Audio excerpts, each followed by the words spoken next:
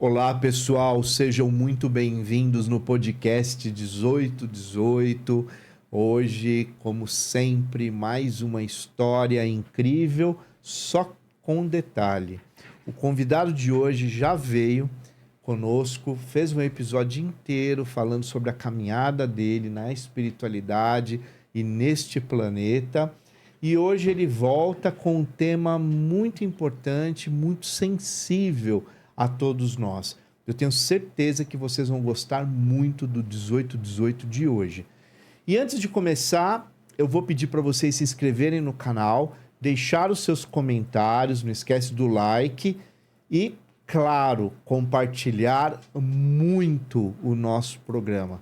Não se esqueçam disso, vale a pena, porque esse projeto ele está ficando cada vez mais robusto, importante para esse mundo.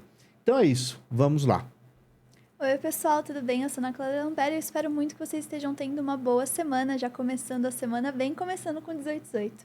Bom, hoje, como já foi dito, nosso convidado já tem um episódio aqui com a gente, então entra aqui no canal, você vai encontrar para você conhecer um pouco sobre quem é essa pessoa, mas a gente está fazendo agora alguns episódios que a gente trata de temas específicos, foi algo que a gente viu que vocês pediam nos comentários e eu acho que é muito interessante. Então, se vocês tiverem algum tema específico que vocês querem ver aqui, deixa nos comentários que a gente vai atrás, a gente vê um jeito e faz com que isso aconteça, né? Bom, mas hoje a gente vai ter um tema que é muito interessante, que é a ideia da dor da liberdade. E eu achei muito bonito, mas eu vou primeiro pedir para o Samuel se reapresentar, porque às vezes pode ter um pessoal assistindo que ainda não te conhece. Então você pode, por favor, se apresentar ao pessoal que está assistindo. Claro. Bom, antes de me apresentar, agradeço você, Marcelo, a você, Ana, por esse novo convite. Me sinto honrado de verdade de estar aqui novamente. Eu adoro o programa de vocês. Eu queria compartilhar, antes de falar de mim, eu gostaria de compartilhar uma coisa que eu achei muito legal. Tem um amigo meu, ele está hospitalizado. Eu o conheço há 40 anos. E eu fui visitá-lo no hospital e um dos comentários foi: cara, como eu gosto do 1818. Né? Assim, foi muito legal ouvir, porque eu o convidei né, para assistir o primeiro episódio quando eu vim. E ele lá, assim, no leito lá, e ele falou: cara, como eu gosto do 1818. Agora eu não estou acompanhando tanto porque eu estou aqui no hospital, né? Mas o carinho que ele falou, eu falei: cara, muito legal, preciso compartilhar com vocês. Isso traz muita felicidade pra gente. Não, mas assim, verdade. E é uma pessoa que eu converso com ele e tal, por telefone e tal, mas há muito tempo eu não o via pessoalmente. Mas foi um dos primeiros comentários que ele fez, eu adorei. Foi assim, preciso compartilhar com para ele, né? Não sei se pode falar o nome. Pode, a Cássio Silveira. Cássio Silveira. Então fica para você aqui um grande abraço de verdade, muita luz para você e que toda a espiritualidade te traga cura. É isso. Que assim seja. É isso. O Samuel, quem é o Samuel, né? Sou, como da outra vez, né? Sou o quinto filho dos meus pais, que já são falecidos. Fui muito feliz, a minha família maravilhosa. Eu cresci no meio evangélico, depois eu me afastei um pouco. Eu fiz teologia, fui fazer psicologia, então sou de psicólogo, teólogo. Adoro a minha profissão, né? Pratico a minha espiritualidade, que é uma das coisas, não é a coisa mais importante da minha vida, é isso. Depois vem as outras coisas. Eu acho que é isso. Legal. Então vamos ao tema de hoje e como que você pode trazer esse tema para nós hoje, né? É o Samuel cidadão, psicólogo, teólogo, que tem uma caminhada espiritual. Quem é ou qual é a proposta real desse tema e por que você entendeu ser importante esse tema para o 1818 hoje? É assim, Marcelo, eu não consigo dividir tudo isso, sabe? O cidadão, o psicólogo, o praticante da espiritualidade, aquele que leva a sério. Eu acho que tudo isso me compõe. E quando eu estou, por exemplo, atendendo alguém, né, sou todo eu que estou lá. Quando eu estou na minha prática espiritual, nos meus rituais, todo eu, né, eu estou lá. E como é que surgiu a ideia? Por incrível que pareça, poucos dias atrás, eu atendendo uma pessoa e ela começou a colocar a dor dela, de algumas questões que ela vinha trazendo. Mas ficou muito claro para mim que aquela dor que ela estava sentindo é por conta de uma libertação que ela estava tendo de algumas questões pessoais. E aí veio a ideia da dor da liberdade. E foi tão interessante que eu, na hora, me veio uma pequena história e foi daí que surgiu a ideia da dor da liberdade. E eu queria compartilhar com vocês, né, com os nossos ouvintes, foi uma história que nasceu ali na hora ali. Que é mais ou menos o seguinte, né, que eu acho que seria legal todo mundo tentar se imaginar. Eu fui vamos falar Ana, mulher acho que tem mais isso que o homem, né? A Ana vai a uma festa e ela queria comprar e quer comprar um sapato. Ela foi lá na festa, ela não resistiu, Marcelo, ela comprou 2 sapatos. Ainda bem que hoje ela trabalha e, né, você cuida só parte dos custos dela, né? E aí não comprou 2. E aí ela se preparou para a festa e tal. E aí ela colocou o sapato. Olha que coisa, né, bonita. Ela começou a andar. Mas pai, tá apertando meu dedinho, pai. Ela falou, Ana, agora nós estamos atrasados, não dá para voltar? Não, filha. Agora não dá. E vocês tiveram que seguir. E a festa aconteceu, e o dedinho dela doendo, e lá pelas tantas, simplesmente ele parou de doer. Não dói mais. E aí ela pôde curtir a festa dela e tal. E aí quando ela voltou para casa, quando ela tirou o sapato, o que é que aconteceu? Uma dor sem tamanho naquele dedinho. Eu falei, puxa, mas agora que eu tirei o sapato, tá doendo de novo? Na realidade, doeu o tempo inteiro. Não parou de doer. Só que a sua mente produziu algo que você meio entorpeceu para aquela dor.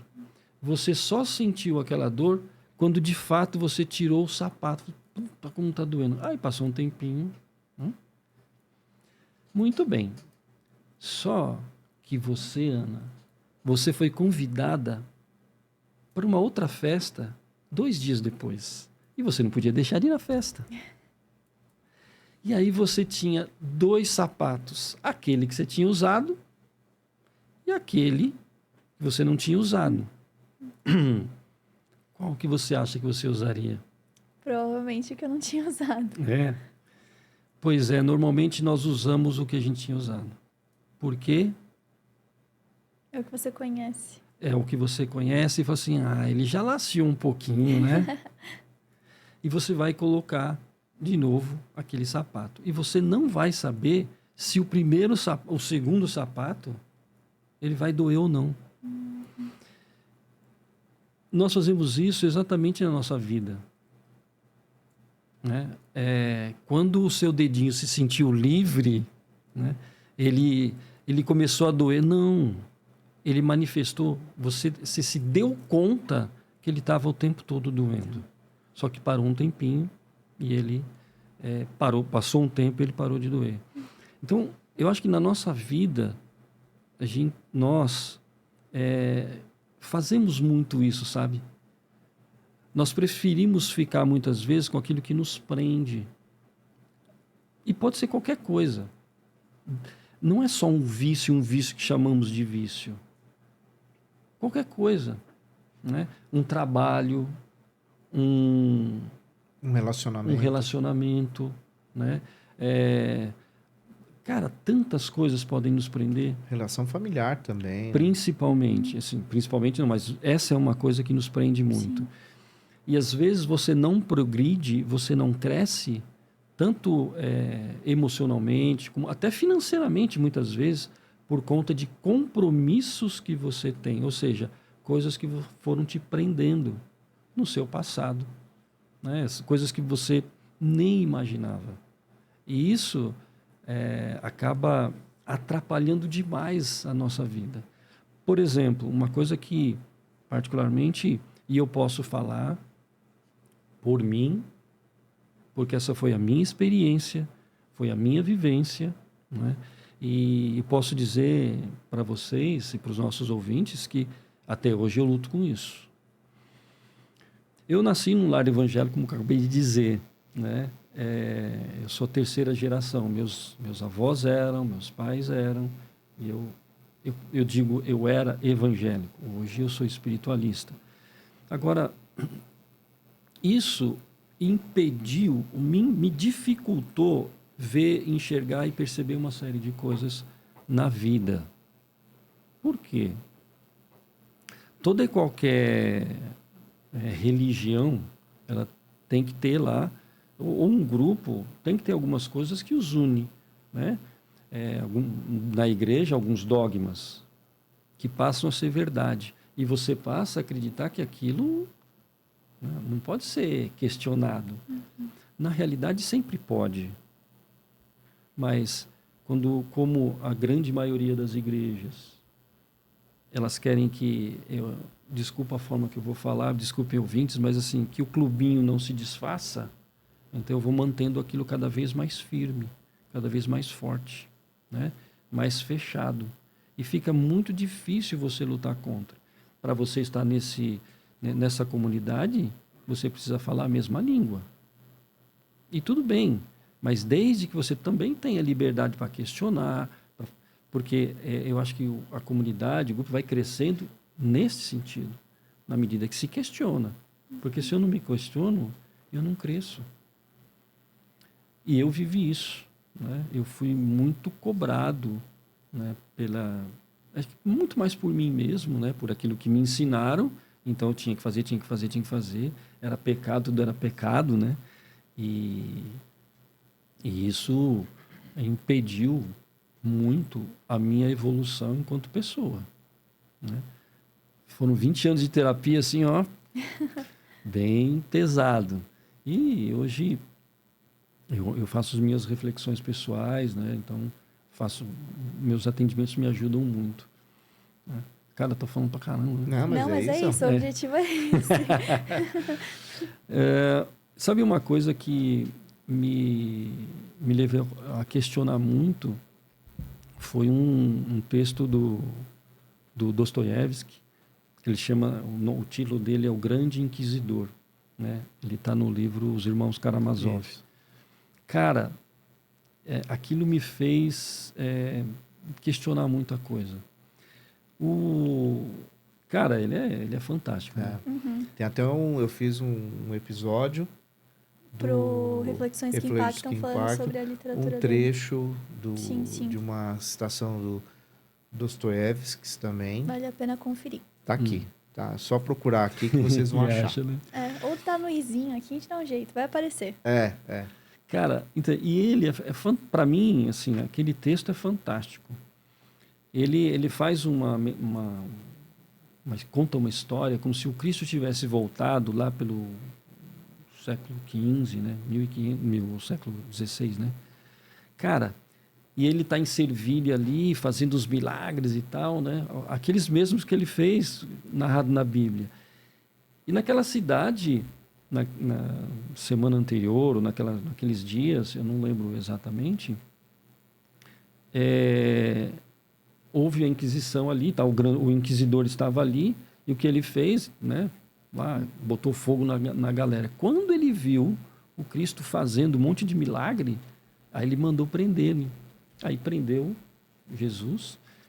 Só que à noite, Jesus recebeu uma visita, né? Que era o próprio inquisidor. E aí, assim, eu acho tão fantástico a forma que ele escreve. O Cristo não fala uma palavra. É um monólogo aquilo. É só o inquisidor que fala. E ele fica questionando Cristo. Por que ele voltou? Nós estamos levando bem as coisas aqui, ó. Você veio atrapalhar o nosso pesqueiro aqui. E aí a coisa vai acontecendo até um momento que ele começa a questionar o Cristo sobre as tentações do Cristo, né? Que é transformar a pedra em pão, depois ele pular lá do pináculo, lá do ponto mais alto do templo, Sim. e depois adorar o Cristo. Adorá-lo, né? Assim ele receberia tudo. Cara, essa parte eu acho fantástica. Que o inquisidor, ele fala, ele começa a falar essa coisa da liberdade, fazer um contraponto. Você veio trazer a liberdade, cara, mas o pessoal quer comer, parceiro. O pessoal quer se alimentar. E quem dá alimento para eles, eles vão seguir. Eles estão pouco se importando com a questão da liberdade. Então, o pão vai atrair e eles vão nos obedecer. A igreja está aqui para isso, para aliviar, né, essa dor. Depois, quando ele fala no pináculo, né, de pular, porque ele cita até um texto bíblico de Salmo, se eu não me engano. Se você pular do templo, os anjos virão, né, não deixarão você cair, vão pousar você no solo. E ele fala, não, né, o Cristo não fala nada. Ou seja, ele fala, poxa, de novo você fala não, ou seja, né, as pessoas querem um milagre. E se eu faço um milagre, né, a igreja faz o milagre, é mais fácil dominá-los, é mais fácil. E aí ele vai desenvolvendo toda a história. No final é a questão do poder, né, com o próprio poder. Me adora que você, né, ele, né, o inquisidor acusa o Cristo dizendo que, cara, você vem com esse negócio de liberdade, eles não querem isso. A igreja exerce o poder, a igreja pode exercer o poder, né, e eles serão livres. O que a igreja faz é tirar esse peso que você deu, que chama liberdade. Isso é muito pesado. Não é a igreja. Disso que deve fazer, as pessoas fazem sossegado e tudo bem. Não é? Eu acho fantástico esse texto e isso foi uma coisa que me fez questionar muito a minha vida, sabe? Assim, e hoje, uma dos pilares aí do que eu digo, da minha forma de atender, do meu comportamento dentro do setting terapêutico, essa coisa da liberdade com responsabilidade. Ou seja, ser livre exige você ser responsável. E não dá para você ser responsável se você não for livre, né? Então, acho que essas duas coisas, elas andam juntas, né? Bem existencialista, né, Marcelo? Bem existencialista, né? Mas é isso, sabe? E a igreja, hoje eu vejo, e eu posso falar isso porque eu conheço, né? Posso ser criticado, mas essa é a minha opinião. Como vocês sempre dizem, não é a opinião do programa, então é a opinião desse que fala. Eu acho que quem vai muito, muito dentro dessa linha na atualidade, as igrejas, de uma forma geral, vão, mas as igrejas neopentecostais, essas são terríveis, né? Onde impede as pessoas de pensar, onde é dito para você que você tem que fazer ou não tem que fazer. O Cristo nunca disse isso. Ele nunca falou você faz ou não faz. Ele até disse, vai se banhar, limpa seus olhos. Para quê? Para enxergar, para ver, né? Então era um milagre que seria feito, mas ele tinha que ter uma atitude, uma ação, mas não mandar, faça isso e você vai ter aquilo. Cara, não é assim que funciona, na minha perspectiva. Eu não consigo ver isso, eu não consigo. E quando eu falo de liberdade, da dor da liberdade, é isso. Imagina um garoto como eu, com 9 anos de idade, tinha decidido que ia ser missionário, pastor, e desde os 9 anos eu me preparei para isso. E eu evitei várias coisas na minha vida, deixei de fazer, acho que foram boas, não vou dizer que foram ruins. Eu morava num lugar bem complexo, que poderia ter ido por um caminho equivocado, mas a igreja me auxiliou nesse aspecto. Eu não posso negar isso. Só que ela me impediu outras coisas, de viver outras coisas também. Chegando lá por 20 e poucos anos, quando eu termino o seminário, eu falo, putz, Não é isso Não que é eu isso. quero. Agora, pensa você, a angústia de uma pessoa que viveu dos 9 até os 23 anos com alguma coisa na cabeça e Sim. entende que aquilo não é mais o que ele... É um choque, né? Cara, eu fiquei perdido. É. E aí eu venho desde então desconstruindo. Na realidade, esse desconstruir é se libertar mesmo. Se libertar.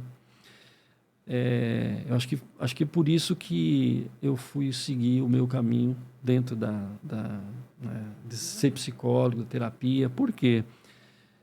Porque é uma forma de buscar a liberdade, Marcelo, não só para mim, mas de tentar jogar luz para o outro, né? Tentar fazer com que o outro enxergue. Porque eu não tenho a verdade dele, mas eu posso possibilitar, instrumentalizar esse indivíduo a olhar para si mesmo e aí ele se questionar. Putz, não, aqui eu estou satisfeito. Não, aqui não. Né? Eu atendo evangélicos, eu atendo ateus, eu atendo de tudo, né?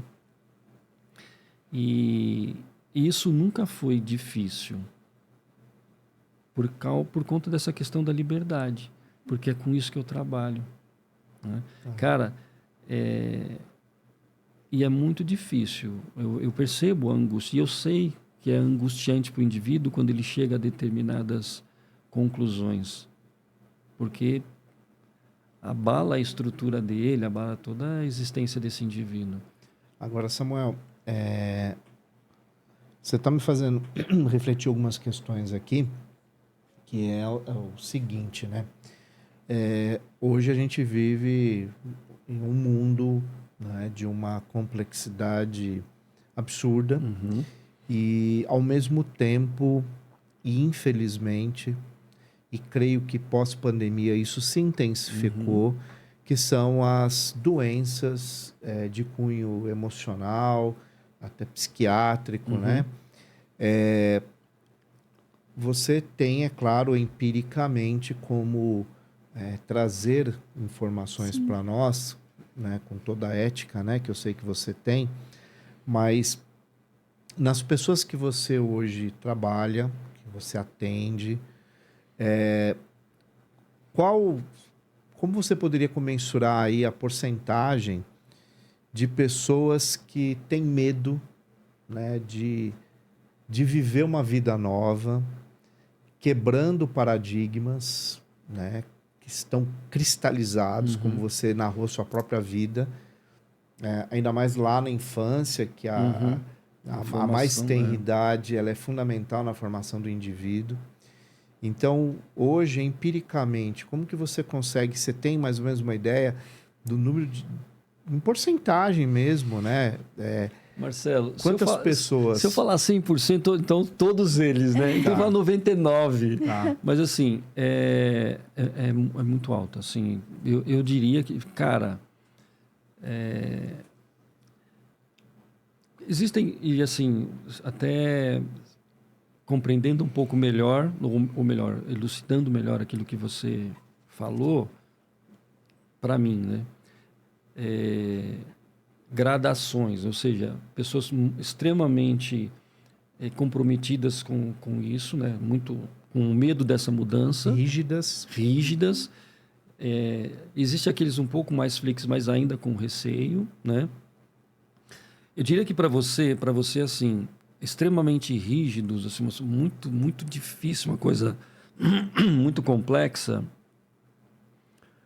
uns 70% dos meus clientes. Então são muitos. São muitos. Marcelo, é muito difícil, Marcelo. E o risco, eu vejo também uma outra questão, agregado a isso que a gente acabou de falar, que é aquele também que quando rompe, eles dá uma espirocada, né? Quer dizer, a pessoa ela também não consegue lidar com essa nova realidade, porque ela percebe que ela viveu anos e anos dentro de um processo extremamente de alienação, de coerção, e quando ela percebe um outro mundo, infelizmente, algumas pessoas rompem com a própria realidade social, Que é né? o que converge 100% com o que você falou, com a ideia de que ficou... você não percebia mais a dor, né? Sim, A dor você já exatamente. nem sabe que ela existe, e aí quando você volta a perceber que ela existe, você fala, eu tava sentindo isso todo esse tempo e eu não tava percebendo.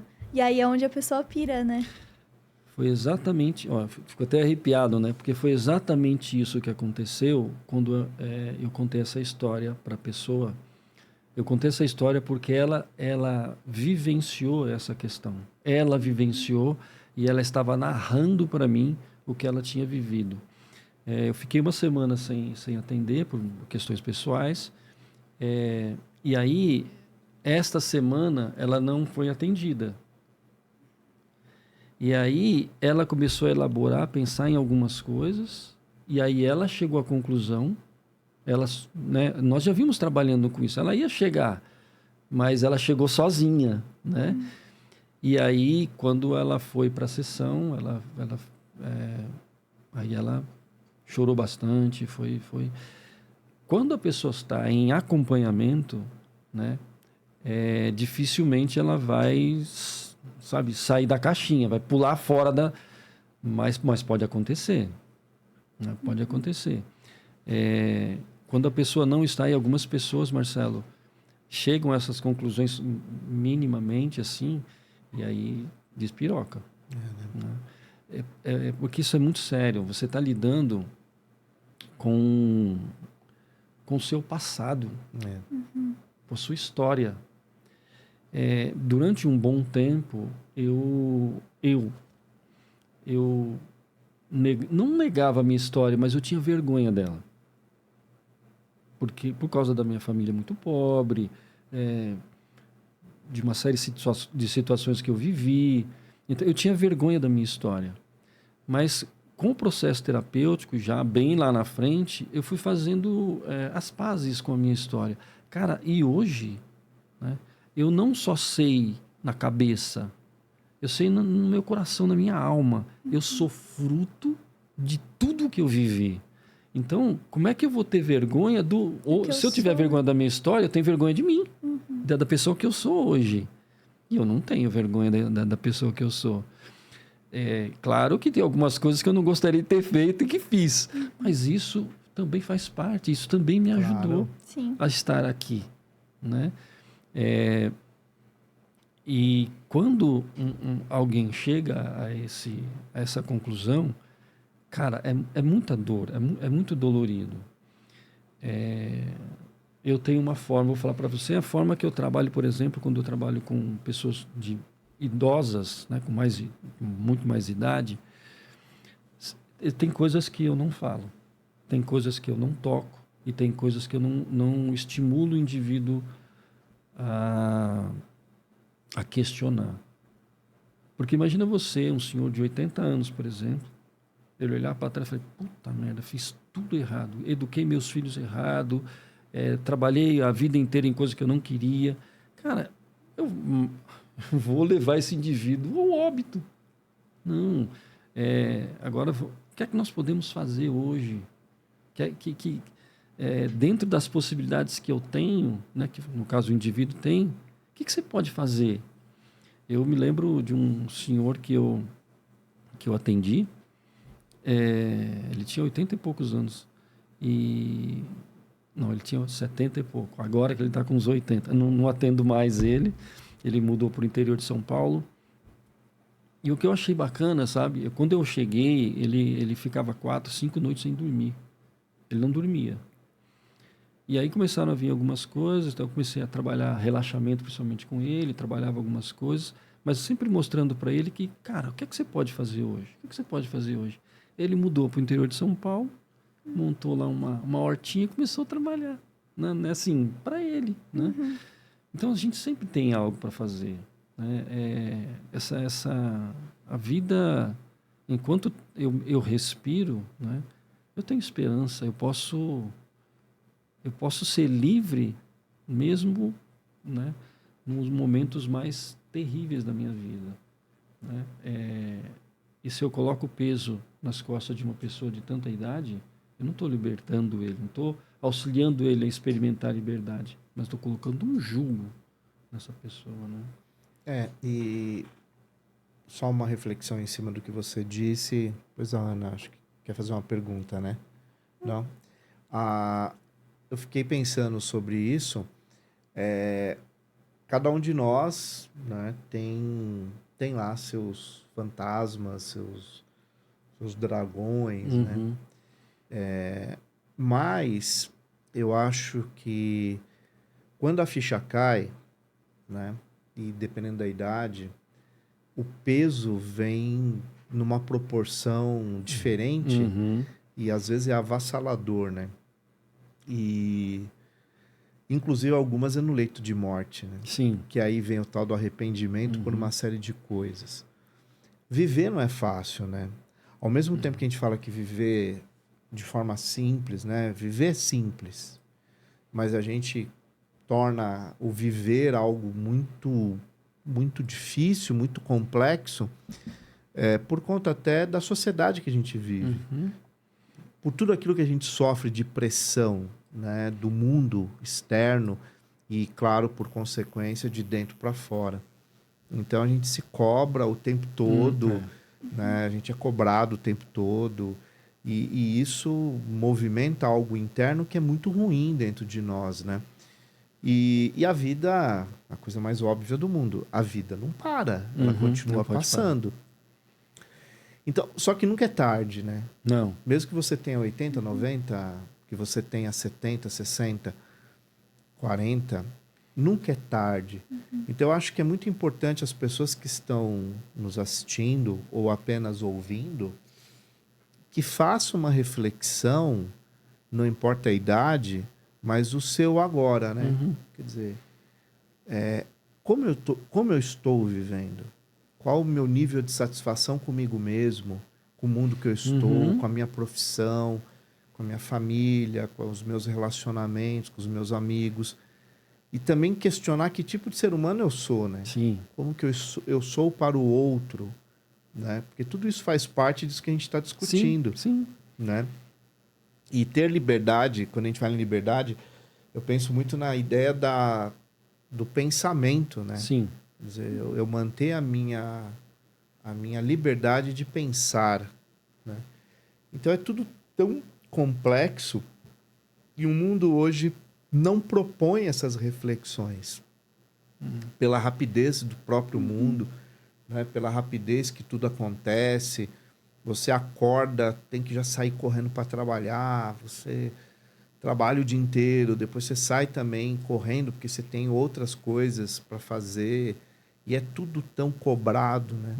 Então eu acho que fica aqui um alerta, né? Sim. Acho que um alerta para todos que estão aqui nos assistindo, que faça reflexões, que não consiga fazer diária, né? Mas que tire 5 minutos que seja do seu dia para você apenas, né? Para você fazer as suas reflexões e pensar um pouco sobre a sua própria existência, né? Eu realmente tomo essa água porque eu gosto, porque eu fui imposto a isso, né? A água é só um exemplo, né? Porque quem não toma água. Porque é vital, Detalhe, né? Detalhe, né? É vital, Mas, enfim, é vital. não vamos entrar numa briga de família vital. aqui Não agora, foi um bom né? exemplo que eu usei, mas a água é vital. Então, são, acho que, reflexões que todos nós, seres humanos, temos que ter. Né? Sabe, Marcela, o que você falou, assim, é de extrema importância. Quando eu começo a refletir, né, eu digo qualquer pessoa, quando um indivíduo começa a pensar de uma forma focada, né, sobre esse tema, né, sobre isso que você falou, como eu sou, começou para mim, começou para o outro, o que eu estou fazendo da minha própria existência, nas minhas relações. Quando ele começa a focar e refletir sobre isso, naturalmente ele vai se aprofundando. Ele não vai ficar só na superficialidade. Se ele fizer isso com frequência, ele vai se aprofundando. Cara, e assim, ele vai mudar, ele vai se transformar. Existem pessoas que não, assim, não fazem terapia, mas são altamente desenvolvidos emocionalmente. esse indivíduo sofre pra caramba, mas ele desenvolve. Existem pessoas que não conseguem, elas precisam de um auxílio terapêutico para isso. E tudo bem. Qual que é a diferença? Nenhuma. Nenhuma. Eu acho que é muito mais dolorido para aquele que faz sozinho, né? Mas tudo bem. E ele vai chegar num desenvolvimento legal também. O terapeuta vai te dar um alívio. Ele aperta, ele às vezes passa a mãozinha, né? Eu gosto muito de bater. Mas, de vez em quando, ainda dou né? A gente faz um carinho, um afago, né? Porque não é só batendo, né? Não é só mostrando certas coisas. Essa pessoa que eu mencionei agora há pouco, né? Eu precisei lembrá-la de a pessoa que ela é hoje, conhecida, amada por várias pessoas, que as pessoas gostam muito dela, é fruto de tudo o que ela viveu. Inclusive daquilo que ela trouxe, que para ela era muito difícil. Então, o fato de lembrar isso já dá um alívio. Eu não sou todo errado, né? Eu tenho... Então, essa reflexão todos os dias é importante, que você falou. Auxilia. Claro, se você quer, né, uma coisa um pouco mais... Né, quer se aprofundar mais, você precisa de ajuda, sim. Se você tiver força interna, sozinho dá para fazer, é muito mais dolorido, o caminho é muito mais doído, mas dá para fazer, né? E pode parecer aqui sei lá, não sei o que pode parecer, mas assim, eu conheço você, né, há um bom tempo, eu conheço você com bastante intimidade. E eu admiro você pela sua evolução emocional. E eu sei que você nunca fez terapia. Nunca. Mas isso, eu imagino o sofrimento e a dor que você passou e passa para ter o equilíbrio que você tem. Então, eu tenho essa clareza. E nós temos alguns amigos em comuns, né, que também tenho essa admiração por eles, e outros que nós sabemos que fazem terapia, e alguns que deveriam fazer e não fazem, né? Mas, tranquilo. Então, assim, aqui eu estou sendo muito honesto com você, e acho que a nossa amizade nos permite. Sim, claro. Eu admiro você nesse aspecto, porque eu imagino, não sei, eu imagino só, a dor que é para manter certo equilíbrio, né? Eu tenho dó dela ali, ó. Porque convive com você, né? Ah, sim. Complicado. É complicado? Complicado. Menina, eu conheço um psicólogo. Eu não conheço só um psicólogo, eu conheço a Noesis. Muito bom. Você me pegou agora, hein? Foi bom, hein? Logo você vai falar vai dela, ter que falar né? da Noesis, acho justo. Inclusive, a gente fala tanto da Noesis. A gente fala todo o programa Todo da programa a Noesis, gente fala da Noesis. né? Inclusive, já que infelizmente chegando na Noesis, né? O Samuel vai voltar aqui com toda certeza. Chegando ao final do programa. Não, infelizmente que já está chegando no final, né? Nesse sentido que eu falei. Está chegando, infelizmente, o final do programa. O Samuel voltará aqui com outros temas. Porque esse tema, eu acho que a gente arranhou a superfície só, né? Foi muito... Porque é muito profundo. A liberdade... Só a palavra liberdade já seria e mil nós nem programas, definimos né? Liberdade. Exatamente. Nós falamos sobre ela, né? Mas nós não definimos. Não. Porque tem para filosofia, tem para psicologia, tem para sociologia, tem, né, para quem quiser, política. Sim, né? Conceitos os mais variados e uma subjetividade por trás disso também, Tudo, né? Bom, então, já que estamos, né, vindo para o final, eu gostaria muito de, assim, né, o agradecimento do 1818 em relação à sua presença, ao fato de você ter voltado com um tema tão pertinente, né? Eu acho que muita gente precisa pensar sobre isso, refletir sobre isso, sobre a sua existência mesmo, né? E depois a gente pode até voltar para falar sobre o grande Frankl, né? Viktor Frankl, que sem dúvida nenhuma é o grande precursor, né, de todo um debate sobre o sentido da vida, sobre isso. o propósito, né? Eu também já estudei bastante sobre ele, um curso acadêmico que eu faço, e a questão da logoterapia, você podia voltar para falar só sobre logoterapia, para as pessoas entenderem legal sobre isso, mas eu gostaria que a gente fechasse o programa de uma forma assim bem objetiva, né? Para o Samuel, né? Liberdade. Em poucas palavras, o que é liberdade para você? Liberdade para mim é eu ter a condição de escolher sem, como é que fala, sem a pressão do meu passado, sem a pressão de qualquer situação, né? É ser livre para escolher. Liberdade para mim é poder escolher. Não é fazer o que eu quero, é saber escolher. Para mim isso é liberdade. Claro, sempre como eu disse, sempre acompanhadinha da responsabilidade ali. Então, para mim, liberdade é isso, Marcelo, é poder escolher. Então, eu finalizo, né? Mais uma vez, muito obrigado, né, pela sua presença. E eu espero que todos que estão nos assistindo, de alguma maneira, tenha despertado algumas reflexões que sejam as mais profundas possíveis para que a gente possa viver melhor, mais feliz, mais pleno, mesmo que haja dor, mas que a gente saiba de onde veio, por que veio e o nome dessa dor.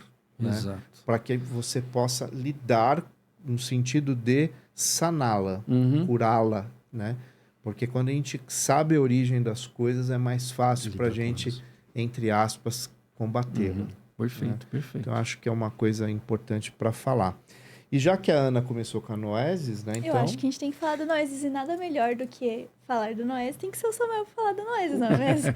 a Noesis que nos apoia, Sim, né? ajuda Desde a gente o começo, com o programa. Sim, né? sim. Apoia o nosso projeto 1818, né?